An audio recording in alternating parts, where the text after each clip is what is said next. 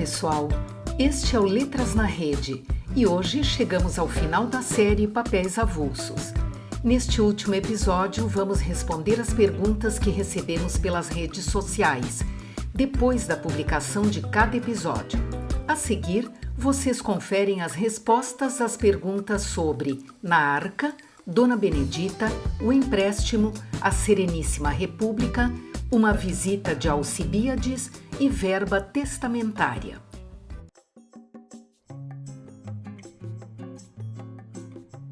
A primeira pergunta é sobre o conto Na Arca e a Jéssica vai responder a pergunta que o Davi Lopes deixou no YouTube. Por que Deus queria acabar com todas as pessoas da Terra e salvar apenas Noé, sua família e os animais? Que ótima pergunta, David! Adorei! Então, vamos à resposta. No início do conto Na Arca, já estabelecendo uma relação muito grande com o texto bíblico, nós lemos que o Senhor queria dar cabo a toda a carne, pois o mal dominava a terra. Ou seja, ele queria acabar com os seres humanos que faziam o mal, que eram maus, que não seguiam os seus preceitos. A maneira que Deus encontrou para resolver este problema foi recomeçar, fazer o dilúvio e salvar apenas Noé, sua família e os animais. No conto do Machado, não aparece esse critério de seleção de Deus, mas no texto bíblico aparece que Deus escolheu Noé e sua família, pois eles eram muito fiéis. Eles acreditavam muito em Deus, não cometiam pecados como as outras pessoas da terra cometiam. Por isso, eles foram os escolhidos para repovoar a terra depois que o grande dilúvio acabasse. Eles eram dignos, justos, corretos.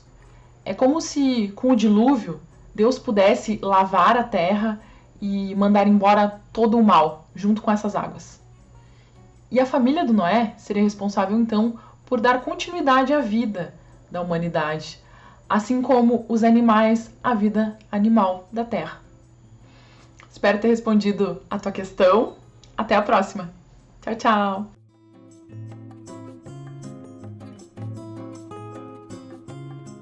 A Ellen vai responder as duas perguntas que a Camila Valcanover fez no YouTube.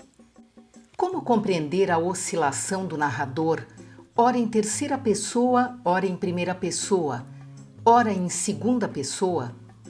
Você coloca Dona Benedita como uma metáfora do império. De que modo o vestibulando pode chegar a essa conclusão? Nos contos realistas de Machado de Assis, o narrador é sempre muito atuante. Ele se apresenta em primeira pessoa, mesmo no conto que se volta para uma terceira pessoa. E no conto Dona Benedita, um retrato, isso não é diferente. Temos um narrador que se apresenta e interrompe o enredo para explicar, esclarecer ou interrogar o leitor. É como se quisesse pegar o leitor pela mão, como disseram minhas colegas nos vídeos anteriores. O narrador parece conversar olho no olho com o leitor. Acredito que nesse momento o leitor perceberá a oscilação do narrador. Nesse sentido, a posição do narrador machadiano funciona como um ponto de aproximação ao leitor. O gesto do narrador, a interrupção do enredo, é uma constante no conto e culmina na aparição fantástica da fada que presidiu o casamento de Dona Benedita. Ai, uma moto passando, ninguém merece. Pergunta 2. Vamos ver se agora vai, né, gente? Porque o barulho aqui tá grande. O vestibulando pode chegar a esse entendimento se buscar conhecer o que estava acontecendo naquele momento histórico do século XIX, em que o regime imperial começou a perder controle, período marcado por altos e baixos em função das consequências da Guerra do Paraguai. Tínhamos um poder monárquico que estava em crise e, ao mesmo tempo, a formação do Partido Republicano. A alternância das relações de amizade de Dona Benedita, seu comportamento inconstante, podem simbolizar, sim, a instabilidade política do país, motivada pelas constantes mudanças ministeriais, como é o caso do Ministério Zacarias, por exemplo, que aparece no conto, mas que na realidade existiu e durou poucos dias. Então a personagem pode representar a inconstância e a vulnerabilidade do país. Então sugiro que os vestibulandos também mergulhem no momento histórico para tentar estabelecer relações com o enredo, com o conto. Muito obrigada pelas perguntas.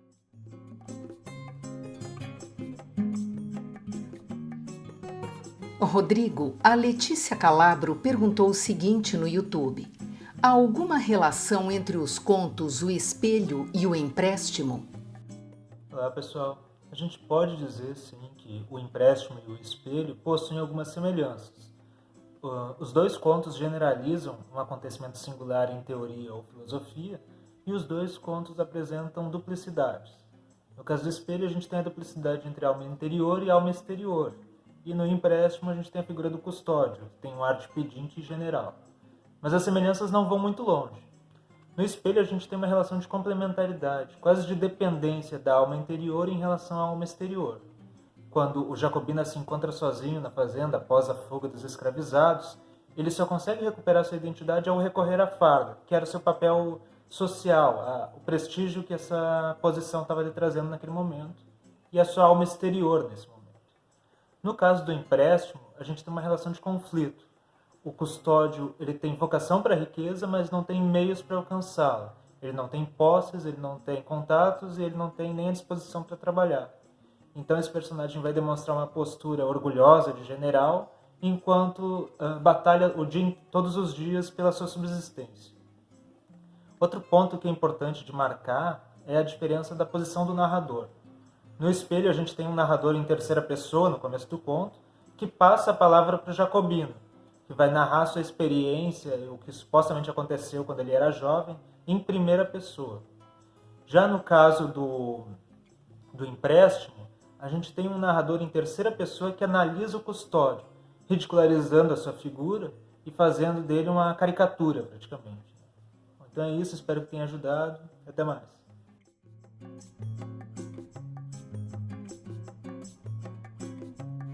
Nas caixinhas anônimas do Instagram, o pessoal pediu para falar um pouco mais sobre o que significa a sapiência em A Sereníssima República. Quem vai responder a essa pergunta é o Lucas. Oi, pessoal! Bom, sapiência, como eu tinha dito lá no vídeo sobre a Sereníssima República, significa conhecimento, sabedoria, erudição. É uma palavra que aparece bem no finalzinho do conto, na voz de Erasmus, que era a personagem responsável por levar as mudanças no saco a cada vez que acontecia algum problema na eleição na República das Aranhas, para as 10 damas da República, que eram responsáveis por fazer esse trabalho. E ele conta para elas a história de Penélope, que fica esperando a volta de Ulisses da Guerra de Troia. E daí vem a grande frase dele: Ulisses é a sapiência. Porque essas 10 damas da República, as Penélopes da República, precisam esperar a chegada desse Ulisses metafórico, que vai ser o conhecimento, e elas finalmente vão ter sossego nesse trabalho. Mas isso não significa que o problema está no saco, nem que o problema está nas aranhas que não sabem votar. O problema, como ele demonstra nesse conto, está no processo eleitoral, na gestão desse processo, que é cheia de vícios, cheia de corrupção. As aranhas não têm conhecimento suficiente para gerir ou para gerenciar esse sistema republicano e, portanto, ele não funciona, porque elas não conseguem nem ao menos eleger os seus representantes. E aqui a gente pode lembrar que o Machado está fazendo uma grande ironia a esse sistema republicano, como ele deixa muito claro lá na nota introdutória, quando diz que o conto fala sobre as nossas possibilidades eleitorais. Se ele está criticando o sistema republicano, ele pode estar querendo dizer que o povo, ou a população, ou seus gestores da época, representantes da época, enfim, não teriam conhecimento suficiente para administrar um sistema eleitoral republicano, que seria cheio de vícios, cheio de corrupção. Isso lá em 1882. Isso nos demonstra, hoje, em 2020, a grande atualidade desse conto. Será que hoje essa sapiência já chegou? A resposta eu deixo para vocês. Até mais!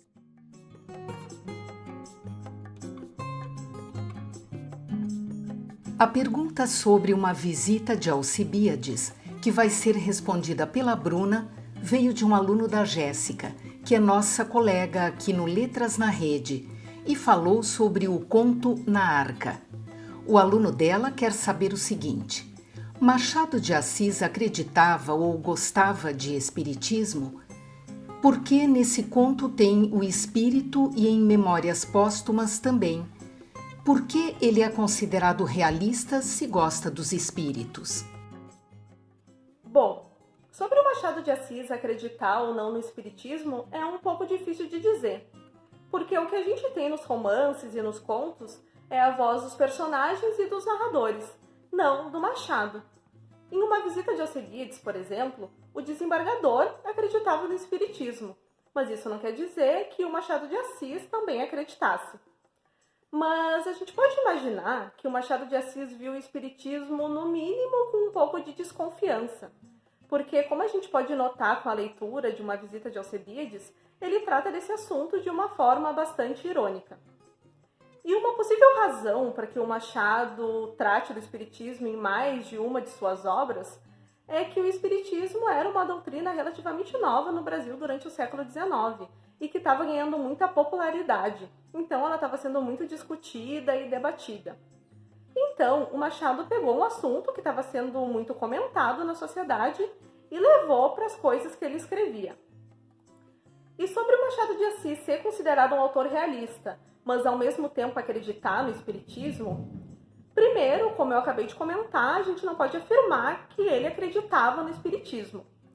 E sobre ele ser considerado um autor realista, então, ao contrário do que acontecia no romantismo, por exemplo, em que a sociedade era retratada de uma maneira um pouco mais idealizada, o Machado retratava a sociedade de uma forma mais crítica, mostrando seus defeitos e seus problemas.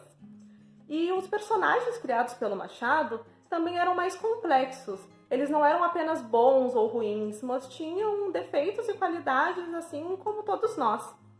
Então, por mais que o Machado crie, por exemplo, em Memórias Póstumas de Brás Cubas, um defunto autor que vai narrar a história, ele continua fazendo uma crítica à sociedade. Então, nesse sentido, ele continuaria sendo considerado um autor realista. No entanto, é sempre complicado enquadrar os autores em uma escola literária específica. Porque o Machado, por exemplo, por mais que siga algumas ideias do realismo, como o pessimismo e a crítica social, em alguns momentos ele também se distancia do realismo. Os textos do Machado, por exemplo, têm bem menos descrições do que normalmente a gente vê nos textos de autores realistas. E ele também usa recursos que eram considerados fantasiosos pelos realistas, como, por exemplo, um defunto narrando uma história ou um personagem sendo ressuscitado, como numa visita de Alcebiades. Então, por mais que muitas vezes o Machado seja considerado um autor realista, a gente não pode afirmar que tudo que ele escrevia era 100% realista.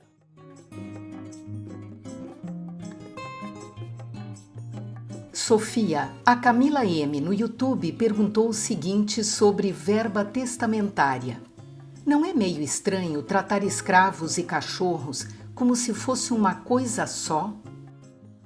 Oi, gente, tudo bem? Aqui é a Sofia. E hoje eu vou responder uma pergunta referente ao conto Verba Testamentária, que é o último conto de Papéis Avulsos que eu fui responsável pelo vídeo. E é uma pergunta deixada no vídeo referente a como eu falo de maneira tão natural o fato de o Nicolau ser agressivo com os escravos e com os cachorros. Eu falo meio que nivelando os dois, contando sobre um episódio, um acesso de raiva que ele tem. E a pergunta foi referente justamente a esse estranhamento, estranhando essa naturalização, esse nivelamento. E tem vários fatores aí dentro, mas primeiro é importante frisar que o próprio Machado escreve dessa maneira. Ele sintetiza em uma única linha, dizendo que o Nicolau, durante seus acessos, era agressivo com os cachorros, com os escravos, etc. E no outro dia ele acordava tratando os cachorros e os escravos como se nada tivesse acontecido. Então, isso aí, essa naturalização, digamos, não tá aí de graça, porque hoje a gente sabe que o Machado era um homem negro e que ele estava a par às questões da escravidão, e principalmente pelo fato do Verba Testamentária ter sido um conto escrito em 1882, então alguns anos antes da abolição da escravidão, em 1888, e logo depois, em 1889, ocorreria a proclamação da República Brasileira. O Machado trabalhou no ministério responsável pela execução da lei do ventre livre. Ele lidava diretamente, todo dia, com processos de alforria. Então, é óbvio que essas questões referentes à escravidão e à sua abolição iriam se refletir nas suas narrativas, e com verba testamentária não seria diferente. Só que como é que ele faz isso? Em vez, pelo menos nesse conto, no Verba Testamentária, e também em outras narrativas do próprio Papéis Avulsos, como O Espelho, ele traz a escravidão de uma maneira muito sutil para fazer com que, justamente para causar esse estranhamento no leitor. Então a gente lê uma passagem como essa, em que ele praticamente numera cachorros e escravos um atrás do outro como vítimas dos acessos de raiva do Nicolau, e a gente estranha, sabe? Por que o Machado tá colocando cachorros e escravos no mesmo nível? Não tem uma coisa aí, e é justamente esse desconforto que era o que ele visava. Então, nesse conto não tem uma denúncia muito explícita, assim, abertamente contra a escravidão, coisa que o Machado com certeza era, mas o que ele busca é que o leitor estranhe e passe a questionar por que existe essa naturalização e possa fazer relações com a realidade material, com a realidade histórica na qual o Machado estava inserido, que era um Brasil violentamente escravocrata. E a gente também tem essa ferramenta na própria construção do Memórias Póstumas de Brás Cubas, que é um romance narrado em primeira pessoa pelo Brás Cubas, pelo defunto Brás Cubas, que era um membro dessa classe escravocrata. Ele tinha escravos. Só que a voz desse romance, narrado por esse senhor de escravos, pelo Brás Cubas, é justamente para que o leitor se espante com as coisas absurdas que eram feitas por pessoas dessa classe. Então é meio que... Ele meio que inverte, sabe? Nesse conto no Verbo Testamentária, ele dá a voz para um personagem que era senhor de escravo, mas ele faz isso justamente pra gente estranhar e pra gente questionar o comportamento dessa classe. E a partir daí relacionar com as questões históricas do tempo do Machado e poder, questionar quais são os aspectos dessa época que ainda continuam presentes atualmente, quais são as heranças desse tempo que ainda continuam vivas e o que a gente ainda precisa melhorar para não continuar repetindo os erros do passado. Então espero ter ajudado e obrigada. Por hoje é isso, pessoal. O episódio de hoje também está disponível em podcast no Spotify. Se vocês ainda têm dúvidas ou perguntas sobre a obra do Machado de Assis ou sobre os contos de Papéis Avulsos, é só escrever nos comentários ou interagir com a gente no Twitter, no Facebook ou no Instagram, pelo @letrasnarede, que a gente vai encontrar alguma forma de responder a vocês. E para quem ainda não se inscreveu no nosso canal, aproveite para fazer isso agora e ficar por dentro de nossos próximos episódios sobre as leituras obrigatórias do vestibular da URGS 2021. Todas as terças e sextas trazemos novidades por aqui. Até mais!